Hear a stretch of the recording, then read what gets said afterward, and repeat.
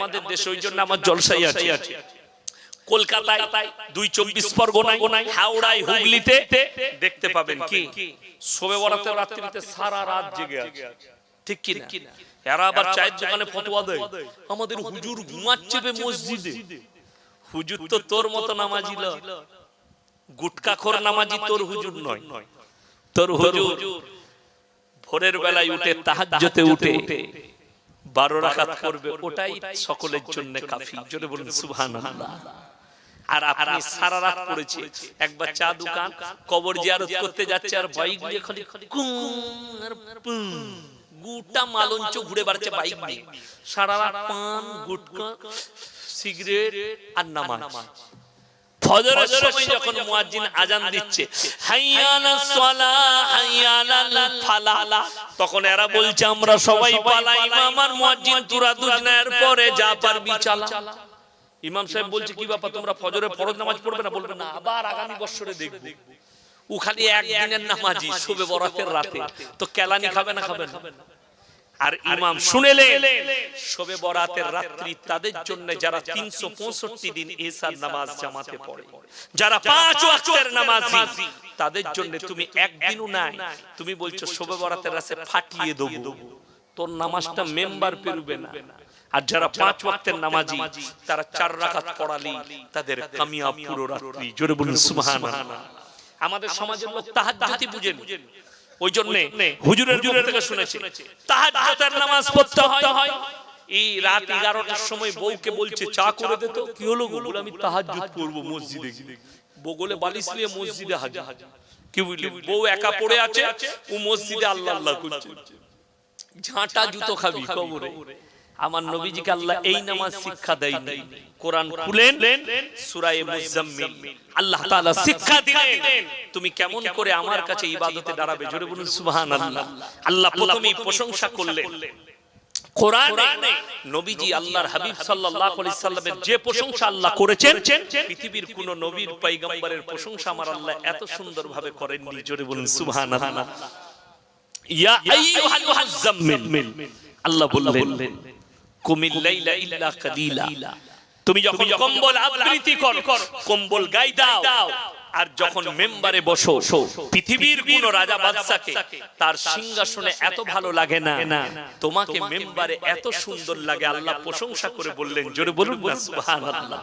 আমার আল্লাহ নিজে প্রশংসা করলেন নিজের রাসূলের নবী, ইয়া আইয়ুহাল মুজাম্মিল কুমিল লাইলা ইল্লা কালিলা। এরপরে বললেন উঠে পড়ুন, নিসফাহু আও ইনকুস মিনহু কালিলা। নিসফ মানে হচ্ছে অর্ধেক, কোরআনে অর্ধেক কিংবা তার থেকে একটু বেশি তাফসীরের মধ্যে আছে। তোমরা উঠে পড়ো আর আল্লাহর ইবাদতে মশগুল হয়ে যাও। রাত্রি 1টা কিংবা 1:30টার পরে তাহাজ্জুদের জন্য উঠো, তোমার বিবিরও হক আদায় হবে, আল্লাহরও হক আদায় হবে। রাত 11টায় মসজিদে চলে গেলে, 11:30টায় মসজিদে চলে গেলে, বিবির হক বিবিকে দিলেন না, বিবি বঞ্চিত হয়ে গেল। ওই জন্য মুসলমান শুনেলেন, আপনি যদি মনে করেন রাত 2টোই উঠবো তাহাজ্জুদে, আপনি রাতের বেলায় যখন তাড়াতাড়ি এশার নামাজ পড়ে খানা খেয়ে বিবির গলায় হাত রেখে যদি শুয়ে থাকেন, বিবির গলা জড়িয়ে যদি শুয়ে থাকেন তাহাজ্জুদ পর্যন্ত, ফজর পর্যন্ত, শুনে রেখে দেন, আল্লাহর কাছে ফজরের নামাজে কাঁদবেন যে আল্লাহ তুমি আমাকে বড় নেককার বানিয়েছো যে আমি আমার বিবির গলায় হাত রেখে ঘুমাতে পারলাম।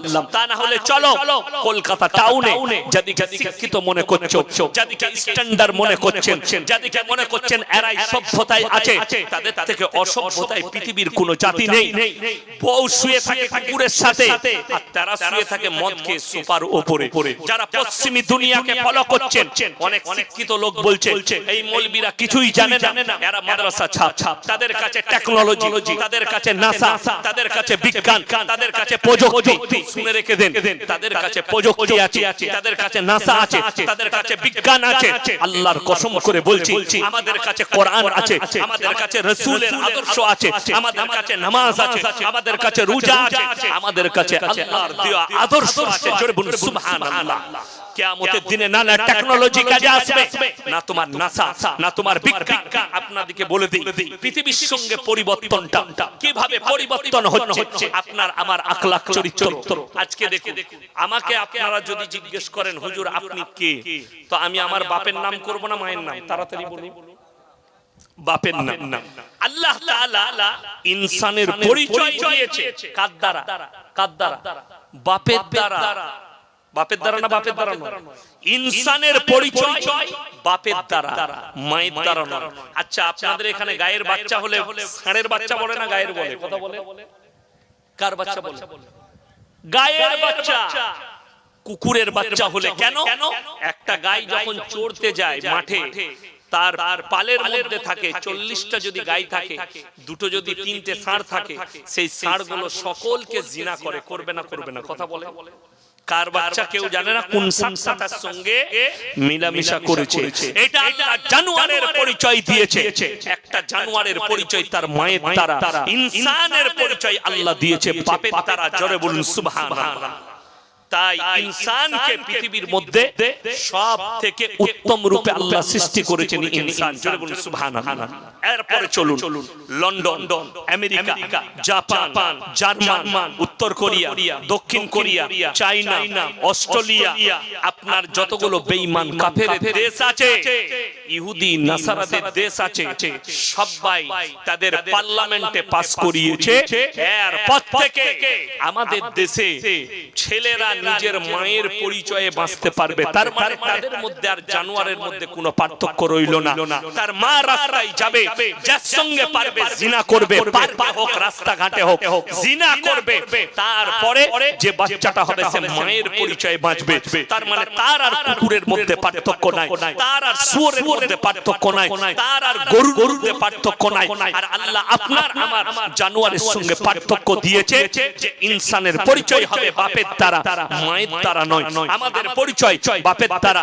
অনেক মেয়েরা মনে মনে করে একটা পুরুষ 4টা পর্যন্ত বিয়ে করতে পায়, কিন্তু একটা মেয়ে কেন 4টা স্বামী রাখতে পারবে না? শুনেলেন হযরতে ইমামে আবু হানিফা রাহিমাহুল্লাহর কাছে কিছু মেয়ে এলেন, একটু পানি ঢালুন তো। কিছু মেয়ে এলেন আর প্রশ্ন করলেন, হে ইমাম, আপনি উত্তর দেন, কি একটা ছেলে 4টা বিয়ে করা জায়েজ আছে, কিন্তু একটা মেয়ে কেন 3টে বিয়ে করতে পাবে না? 4টা বিয়ে, 4টা পুরুষ রাখতে পাবে? উত্তর কত সুন্দর দিয়েছিলেন জানেন? তিনি পেরেশান হলেন, বলে এই উত্তর আমার কাছে নেই, কালকে এসো, কালকে উত্তর দাও। তো তারপরের দিন মেয়েরা আসবে, ইনি বাড়ি চলে গেলেন, খানা খেতে বসেছে। মেয়ে দেখলো আব্বাজি খুব পেরেশান, সঙ্গে সঙ্গে তার আব্বাজিকে জিজ্ঞেস করছে, আব্বা আপনি এত পেরেশান কেন? বললে, মা আমি খুব বিপদে পড়েছি, মেয়ের একটা প্রশ্ন করেছে, উত্তর দিতে পারি। তার মেয়ে বললে, কালকে আমার কাছে পাঠা, বিসমিল্লাহ, আমার কাছে পাঠান, বলে উত্তর দিতে পারবে? একদম অবশ্যই, 100%। তারপরের দিন যখন মেয়ের কাছে এসেছে, কি বুঝলেন? ইমামে আবু হানিফা রাহিমাহুল্লাহ বললে, তোমরা আমার বাড়িতে চলে যাও, আমার মেয়ের কাছে সেই উত্তরটা দিবে। মেয়েরা এসে বললে, বলুন একটা মেয়ে কেন 4টা পুরুষ রাখতে পাই না? একটা পুরুষ 4টা মেয়ে রাখতে পাবে। আচ্ছা আপনারা বলুন, একটা পুরুষ যদি 4টা বউয়ের সঙ্গে 4 দিন মিলামিশা করে, 4 জনের বাচ্চা হলে ডাউট থাকবে যে এই বাচ্চাটা কার? কথা বলে? 4টাই বাচ্চা কার থাকবে? একটাই বাপের থাকবে? থাকবে না থাকবে না? একটাই বাপের থাকবে। শুনেলেন? আগে চলুন। ইমাম আবু হানিফা রাহিমাহুল্লাহর মেয়ে বললেন, তোমরা এক কাজ করো, সবারই হাতে একটা করে কাটোরা ধরিয়ে দিলেন, বাটি। বললে, তোমরা নিজের স্তনে 1 বাটি করে কিংবা তার থেকে কম তোমরা যতটা পারবে দুধ বার করে নিয়ে এসো। সবাই নিয়ে এলো, একটা পাত্রের মধ্যে সমস্ত দুধগুলো ঢেলে দিলেন। তারপরে বললেন, তোমরা সবাই নিজের নিজের দুধ বার করো। সবাই ব্যর্থ। বললে, হে তুমি কেমন মেয়ে, পাগল নাকি? এই দুধগুলো কি আর বার করা যায়? সঙ্গে সঙ্গে বললে, হে পাগল নারী, তোমার কি বুদ্ধি নেই? হে পাগল নারীরা, যেমন তুমি দুধকে বার করতে পারবে না, সেই যুগ ছিল টেকনোলজির যুগ ছিল না, আধুনিক যুগ ছিল না, ডাক্তারির যুগ ছিল না। সেই যুগে তিনি পরামর্শ দিলেন, একটা মেয়ে তোমরা যদি 3টে স্বামী রাখো, এই বাচ্চাটা নিয়ে এই ঝামেলায় দাঁড়াবে যে বাচ্চাটা কার। তাই একটা মেয়ে 4টা পুরুষ রাখতে পারে না, একটা পুরুষ 4টা মেয়ে রাখতে পারে। জোরে বলুন সুবহানাল্লাহ। এরপর যদি বলেন, আমি দেখলাম আসামের মুখ্যমন্ত্রী হিমন্ত বিশ্ব শর্মাজি, তিনি একটা প্রোগ্রামে বলেছেন যে এই মুসলমানরা 4টা বিয়ে করে, इसके ऊपर भी कानून होनी चाहिए। আমি তো বলবো আসামের মুখ্যমন্ত্রীকে একটু ভালো করে স্টাডি করবেন, তারপরে বক্তব্য দিবেন। তা না হলে আমি তো ভাবি এর থেকে বড় মূর্খ আর পৃথিবীতে কেউ নেই, এর থেকে বড় অশিক্ষিত আর পৃথিবীতে কেউ নেই। তা না হলে আমাকে যদি পছন্দ না হয়, তুমি কোনো ভালো তোমার জানা মতো মুসলমান স্কলারের কাছে বসো, যে তারপরে কোরআন হাদিসের জ্ঞান নাও। ইসলামে 4টা বিয়ে জায়েজ করেছে। বিয়ে হয়েছে তো আপনার? কটা বউ? একটাই। তোমার একটাই? আপনার কটা? একটাই। আমারও একটাই। 4টা কার আছে? হাত তুলেন। কারো আছে? আরে না, হ্যাঁ বলুন। নেই। এটা জানা দরকার। 4টা বিয়ে ইসলামে জায়েজ আছে। জোরে বলুন সুবহানাল্লাহ। কেন? আল্লাহর কসম করে বলছি, শুনে যান ইতিহাস। আল্লাহ তাআলা দুনিয়া শুরু থেকে কিয়ামত পর্যন্ত প্রত্যেকটা বায়োডাটা আল্লাহ কোরআনের ভিতরে ভরে দিয়েছেন। জোরে বলুন সুবহানাল্লাহ। আচ্ছা আপনারা বলুন, মানুষ কতটা পাপ করবে, কত দূর এগোবে, আমার আল্লাহ জানেন না? জানেন না? কথা বলেন। সব জানেন। যাদের মনে হচ্ছে আল্লাহ জানেন না, তারা শুনেলেন, ইন্নাল্লাহা লা ইয়াখফা আলাইহি শাইউন ফিল আরদি ওয়ালা ফিস সামা। যাদের মনে হচ্ছে আল্লাহ কিছুই জানে না, তারা শোনো এই আয়াতটা, সূরা আল ইমরান প্রথম পৃষ্ঠা। হে আমার নবী বলো, আসমান আর জমিনের মধ্যে যা কিছু আছে, কোন জিনিসটা আমার আল্লাহর কাছে গোপন নাই। জোরে বলুন সুবহানাল্লাহ। এখানে তাফসীরের মধ্যে আছে, আসমান আর জমিনের মধ্যে যা কিছু আছে কোনটাই আমার কাছে গোপন নেই। আল্লাহ তাআলা পুরো সৃষ্টি করে দিয়েছেন। বিজ্ঞান যেটা পায়, বিজ্ঞান মানে সৃষ্টি নয়, আবিষ্কার মানে সৃষ্টি নয়। আবিষ্কার মানে হচ্ছে খুঁজে পাওয়া। আবিষ্কার মানে কি বললাম? খুঁজে পাওয়া। আবিষ্কার মানে সৃষ্টি ভাববেন না, আবিষ্কার মানে হচ্ছে খুঁজে পাওয়া। তাই আমার আল্লাহ রাব্বুল আলামিন পৃথিবীতে সব কিছু দিয়ে দিয়েছে। চলুন আগে। এখন বর্তমান যুগে আপনারা জানেন, মোবাইলে আমি কালকে অ্যাড দেখছিলাম, কলকাতা, নামটা করব না, একটা হসপিটালে, আমি নাম করে লিখছি, না লিখলে আমার নামে কেস ঠুকবে। কি বুঝলে? কেন? ভারত সরকার জায়েজ করার দিয়েছে, কিন্তু ইসলাম শরীয়তে জায়েজ নাই। কি শুনেছেন? যারা নিঃসন্তান, যাদের বাচ্চা হয়নি, এরকম লোক আছে না নাই? 10 বছর 12 বছর বাচ্চা হয়নি, কথা বলেন, আছে না নাই? আছে। ছেলে হয়নি, তাদেরকে পরামর্শ দিচ্ছে, তাদের আর কোনো চিন্তার কারণ নেই। তারা কি করবে? তোমরা আমাদের কাছে এসো, টেস্ট টিউব মেশিনের বাচ্চা, স্বামীর বীর্য নেওয়া হবে, অন্য একটার মেয়ের বীর্য নিয়ে মেশিনে ভরণ তৈরি করে তোমার স্ত্রীর পেটে ভরে দেওয়া হবে। সেই বাচ্চাটা 7 মাস বয়স হলে অপারেশন করে তুলে নেওয়া হবে, সিজার করে সেটাকে কাঁচের ঘরে রাখা হবে। তার বয়স যখন 1 বছর দাঁড়াবে, বাচ্চাটা যখন ছটফটে হয়ে যাবে, তুলে বার করে দিবে। যদি শরীয়ত জিজ্ঞেস করেন, ইসলামের পরিভাষায় জিজ্ঞেস করেন, এই বাচ্চাটা ইসলাম বলছে নাজায়েজ বাচ্চা, হারাম আওলাদ, ইসলাম এটাকে কখনো হালাল স্বীকৃতি দেবে না। শুনেলেন? যদি বলেন হালাল পদ্ধতি কি? ওই জন্য তোমার স্ত্রী যদি বন্ধা হয়, তুমি আর একটা বিবাহ করো, যদি তোমার প্রথম স্ত্রীর বাচ্চা না হয়, কিন্তু শব্দ আল্লাহ মধ্যখানে রেখেছেন, দুটো বিয়ে করতে পারো। কিন্তু যদি তোমাদের মনেতে সন্দেহ হয় দুটো বিবিকে আমি সমান চোখে দেখতে পারবো না, তখন তোমাদের জন্য একটাই বিবি যথেষ্ট। জোরে বলুন সুবহানাল্লাহ। একটাই বিবি। যদি মনে সন্দেহ হয়, যাদের দুটো বউ আছে তারা শুনে যান, যদি মসজিদে 5 কাতারে নামাজ পড়েন, আর যদি আপনি একটা বউকে 500 টাকা দামি শাড়ি আর একটা বউকে 300 টাকা দেন, লেকে নিয়ে যান, কবরে গিয়ে কেলানি ছাড়া আর কিছু পাবেন না। 5 ওয়াক্তের নামাজি হলে দুটো বউকে সমান চোখে দেখতে হবে।